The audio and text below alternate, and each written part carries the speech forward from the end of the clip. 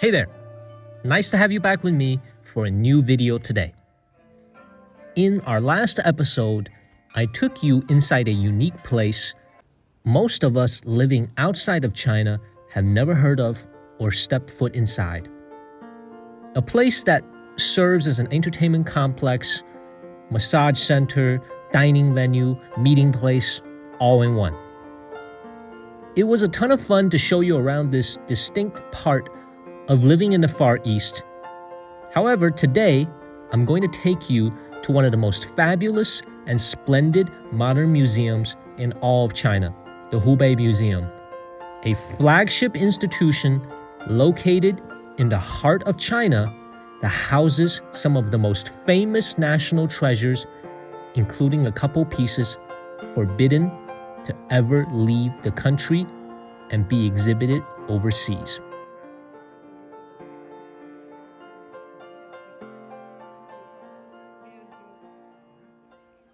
The Hubei Museum dates back to 1953 and moved to its current location near the shores of East Lake, one of the largest natural lakes in a major city, in the year 1956. I was surprised to learn that free admission to the museum, now a normal practice we take for granted, was actually only adopted here in 2007. Nonetheless, as most state-level art galleries and exhibits are free to the public today, the Hubei Museum hosts nearly 2 million visitors every year. And among the things we'll see today will be a special exhibit hall dedicated to just one artifact, the infamous sword belonging to the ruler of the Yue Kingdom, regarded as perhaps the most well-known sword in the entire country. It has stayed sharp and rust-free for nearly 2,500 years. I can't wait to take you inside.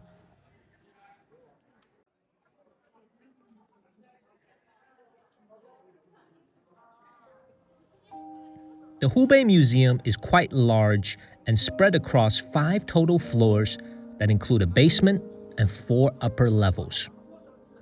There are 5 permanent exhibits and 1 30-minute paid performance located in the theater auditorium. The first hall I am going into is one of the 2 flagship exhibit rooms here, dedicated to artifacts that were discovered and unearthed from the tomb of Marquis, the ruler of the Zeng state, otherwise known as a regional kingdom located in present-day Hubei province. Hence, its treasures are displayed here inside the Hubei Museum.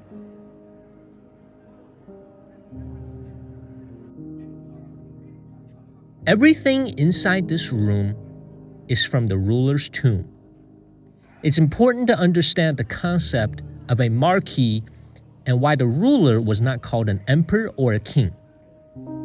The Zeng state existed during the same time as the Zhou dynasty, which began roughly 3,000 years ago and lasting almost 800 years. It is the longest reigning dynasty in Chinese history. The Zeng state was a vassal state during the Zhou dynasty, located hundreds of miles to the south of the Zhou dynasty political center. The head of a vassal state is granted a large degree of autonomy, but he cannot be called a king, only a marquis. Which brings us to the first important artifact inside the hall among the many everyday items buried with him.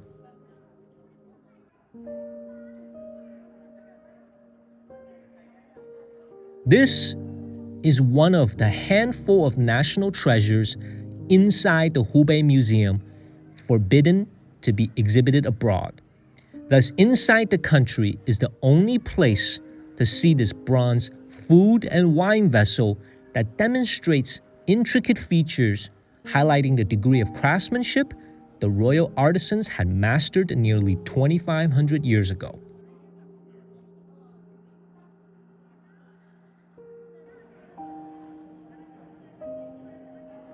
The tomb was discovered intact and completely unrobbed in the year 1978 by the Chinese People's Liberation Army, who had been flattening a hill to make way for constructing a factory. There were thousands of artifacts neatly arranged in a tomb that had been divided into multiple chambers.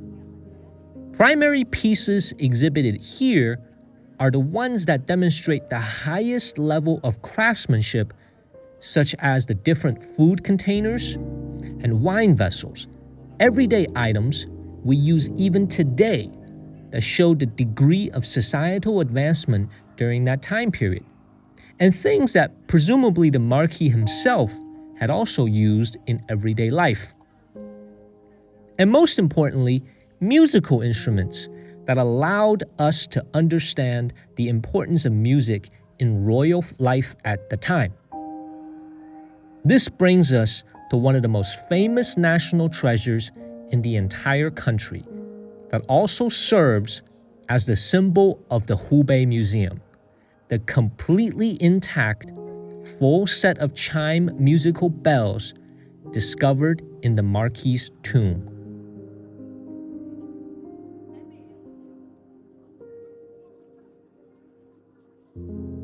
There are a total of 64 chime bells originally hung on 2 racks of wooden planks. Wooden hammers, also buried, were used to strike the bells to create a wide range of the musical tones we still use in modern music today.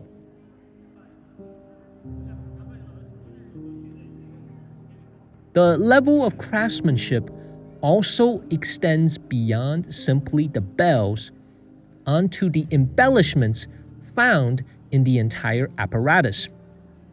It is a true masterpiece.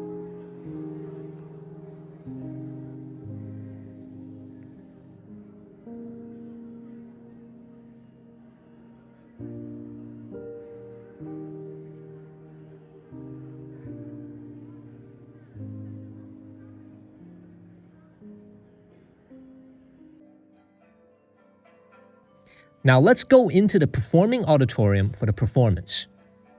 Every day, the Hubei Museum puts on multiple performances that mimic using a replicate bell set how 2,400 years ago the large instrument apparatus would have been used. To entertain the ruler Marquis, the bells themselves would accompany dancers and other instruments in the royal court. The fact that these bells were discovered in the tomb, taken along with the Marquis into the afterlife, is very telling on the importance of music and entertainment to the royal family.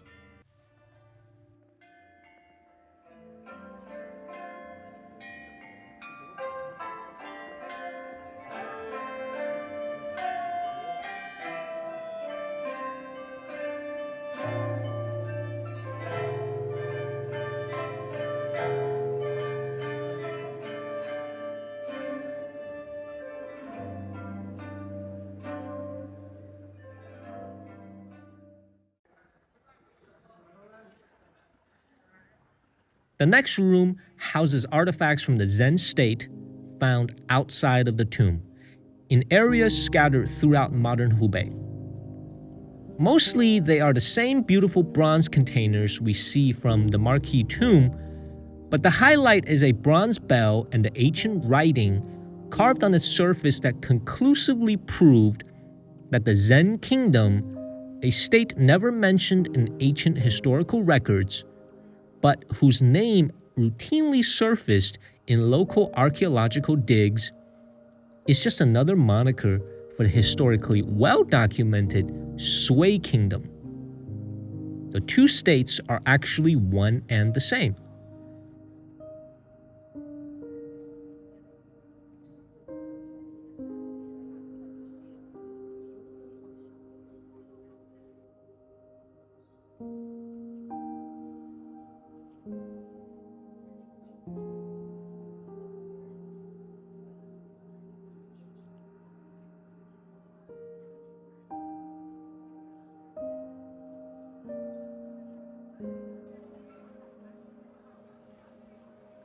The next room houses only one item, the infamous sword belonging to the 6th ruler of the Yue Kingdom, another regional kingdom located in present-day Zhejiang province, an economically advanced part of the country, home to the international conglomerate Alibaba.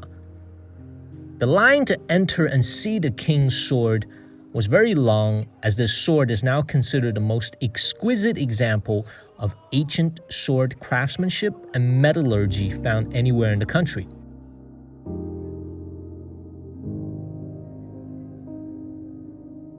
A sword was unearthed in the year 1965 in Hubei province during an archaeological survey in a nobleman's tomb. Carved on the sword are 8 distinct symbols from 2,500 years ago that indicate definitively who the owner of the sword was. The symbols are in a form of ancient Chinese writing called the bird-worm script, a regional offshoot of the original oracle bones writing system that was developed over 3,200 years ago but lost when the first emperor of China united the country and standardized the writing system into what would evolve into today's Chinese writing. Archaeologists and historians had to translate this script to ascertain that the sword was made for the Yue king.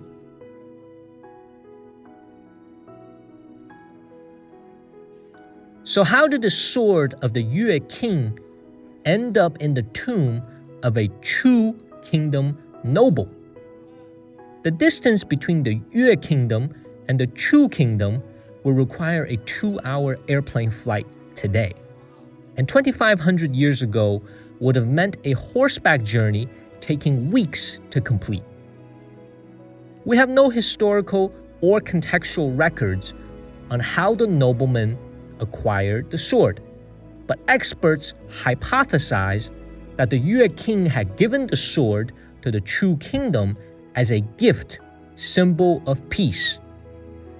And it was evident that this man valued the sword, for he took it with him into the afterlife, buried in the same coffin next to his left hand. And when the tomb was discovered, it had been flooded by underground water, yet the sword remained completely rust-free and sharp thanks to its mainly copper and tin composition coated with traces of sulfur, a testament to the Yue kingdom's unique grasp of metallurgy compared to samples from other contemporary kingdoms that are now rusted and damaged.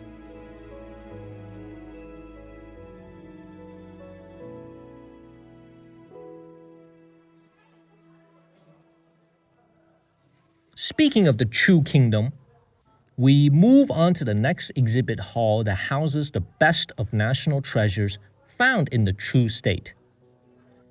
Here I discovered articles from everyday life, including a well-preserved chessboard from over 2,000 years ago, examples of ancient colorful artistry, a magnificent drum set that is decorated with a bird standing on a tiger, and most impressive is the set of exceedingly rare Qing writing scripts from a time when the Qing had conquered the Chu on its way to uniting China. The scripts are some of the rarest examples of first what the Qing writing looked like, with the original words translated into current Chinese writing. And second, it offers a glimpse of the Qing administrative system, for these words were actually edicts on how the Qing government officials should conduct themselves toward the general public.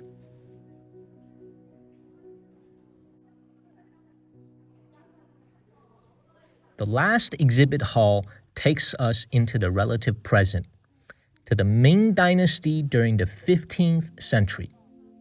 The room features royal artifacts used by the 9th son of a short-lived Ming dynasty emperor who had died from a sudden heart attack. This particular prince was granted his own region to administer in present-day Hubei. and the room is full of imperial wares that were buried with the prince and his concubine.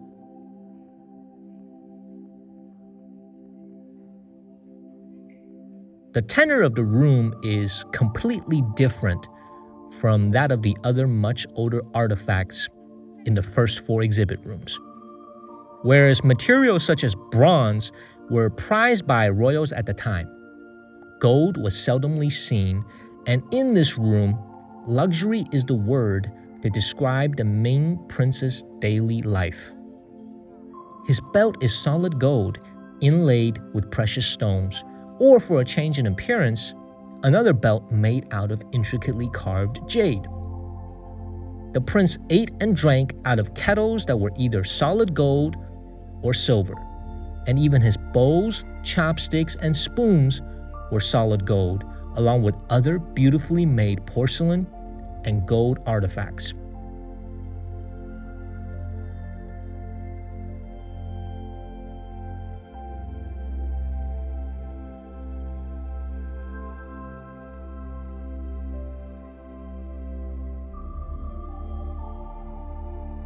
His concubine lived an equally sumptuous life, with gold and precious stone hairpieces, bangles, and dozens of solid yellow gold bracelets that showcased the best of Ming Dynasty workmanship, all completely made by hand. I had to remind myself that all these jewels in the room were for a mere prince. Imagine what the Ming Emperor used and what he was buried with.